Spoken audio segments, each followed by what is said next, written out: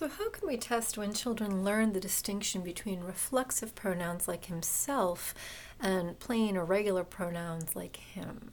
And so one way is to just ask them to act out what they think the word means in context. So an act out task might go something like this. Donald and Mickey are two characters. So Donald thinks that Mickey Mouse scratched himself. Show me what Mickey did. Or Donald thinks that Mickey Mouse scratched him. Show me what Mickey did, right? So for an adult, you have one interpretation of this, right? So as an adult, in the case of Mickey Mouse scratched himself, you're looking for Mickey to be scratching Mickey. And Mickey Mouse scratched him, you're looking for Mickey to be scratching some other male person, which in this case is going to be Donald, right?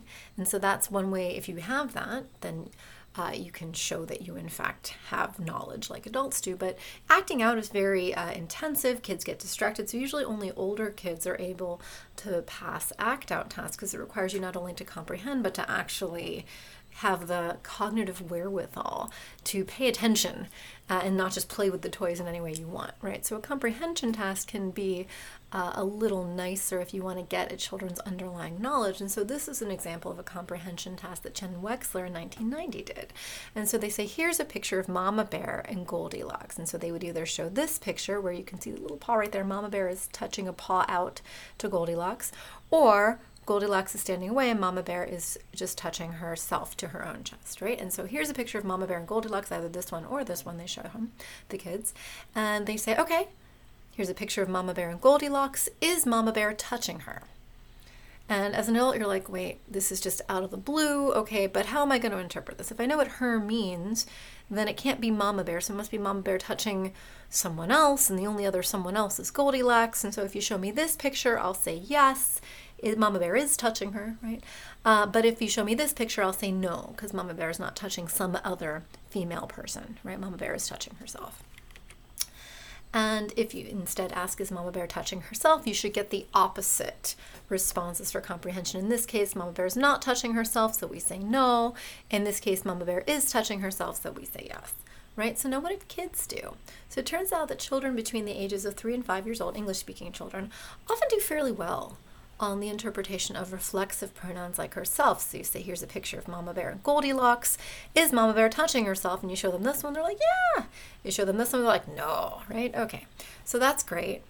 But these same children seem to have trouble with plain pronouns like her, right? It'll in fact interpret them as if they were reflexive. So is Mama Bear touching her? They'll say yes here when Mama Bear's actually touching herself. And they'll say no here when Mama Bear's actually touching someone who could reasonably be her, in this case Goldilocks. And so that was sort of surprising. It says 3 to 5 years old. I mean, 5 years old starts to get pretty old in native language acquisition land. And so this was the cause of much interest, why it was that children had such trouble with plain pronouns when they didn't seem to have as much trouble with reflexives. Interestingly, even though they seem to mistakenly interpret plain pronouns as reflexive in those contexts, they don't seem to make this mistake in their own production. So there was a study in 1991 that looked at 100,000 spontaneous utterances of 3 children starting at age 2. And when you use the first person pronoun, me and myself, well, these were used correctly, produced correctly 95% of the time. So it's not like they're mistakenly using myself when they should say me, or using me when they should say myself. Like, they've got that down for the first person pronoun, which suggests that these children know the distinction between some reflexive and plain pronouns, as evidenced by their own productions. But in the particular experiment we just saw with Goldilocks and Mama Bear, there is something hard, right? Perhaps for whatever reason the experiments are not really naturalistic, and in fact there was a study in 2009 that suggests that the results we just saw with Chen and Wexler may have to do with the sort of unsupportive experimental context. It was kind of out of the blue when you said Mama Bear is touching her, and kids tend to be very responsive to that kind of issue, right? It's not very a natural thing to say, Mama Bear is touching her, just out of the blue, and especially given that scenario. And if you actually give them a more supportive, more naturalistic context, it seems like they do better. Moreover, there was a study in 2014 by Lunkianenko, Conroy, and Lids that found that 2.5-year-olds actually have some knowledge about how to interpret plain pronouns in relation to both names and reflexive pronouns. So if you say, she's patting Katie, and you show them 2 pictures, they look at the one where one girl is patting another one, so they know that she and Katie can't co-refer, can't be the same person. But if you say she's patting herself, then they're happy to look at the one where one girl is patting her own kid. They know that she and herself can co-refer, so they know something about how to interpret these pronouns. It's just that it seems that an out of the blue context without sort of supportive naturalistic conversation and naturalistic context for using our plain pronouns, they run into some trouble.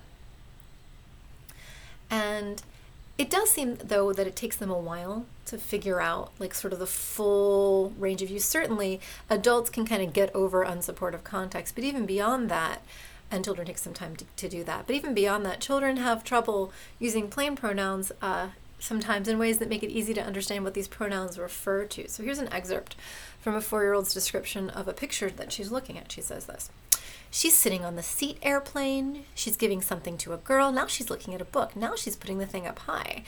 And if you're an adult listening to this description, you're like, well, that sounds fine. We're talking about a person on an airplane, and that person then gives it something to a girl, and that person then looks at a book, and that person puts the thing up, right? This is a description where she is the same person, and the problem is that that is not true for this child. The first she refers to one person, the second she refers to another person, and without some additional sort of supportive use by an adult, like a gaze or a pointing, something to indicate that the second she is different, then this is weird, right? So kids haven't quite gotten everything down in their productions, even at 4, but they certainly do seem to know more than we thought they did about how to deal with plain pronouns.